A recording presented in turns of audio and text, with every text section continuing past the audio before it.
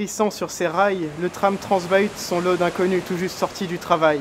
En coup de vent, cuisiniers et serveurs profitent d'une dernière clope avant le coup de feu. L'humidité se dépose sur les vêtements qui s'imprègnent de l'odeur de la rue peu à peu. Les lampadaires s'allument et illuminent les pavés sur lesquels les talons résonnent. Le parfum des perdreaux de la veille irrite les narines des passants qui marmonnent.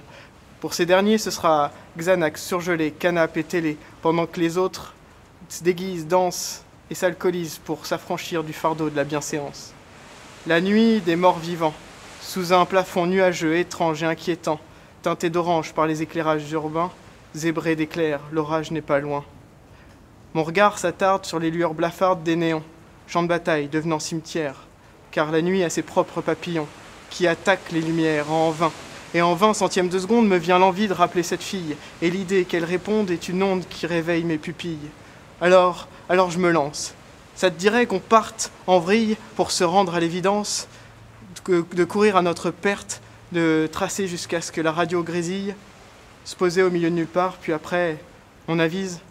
Quelques minutes plus tard, nous voilà balayés par les éphémères reflets des phares à travers le pare-brise de son break, qui a le double de notre âge, histoire de remplir notre tête de belles images. Sur la route, la nuit nous enveloppe avec douceur, comme si elle nous connaissait depuis toujours.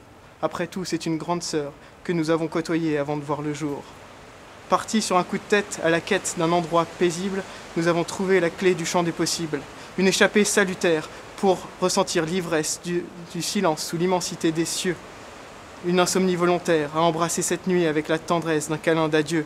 Car nous avons jeté nos réveils, et même si se lève le petit jour, nos lèvres ont goûté à la fuite de la veille. Nous ne ferons plus demi-tour.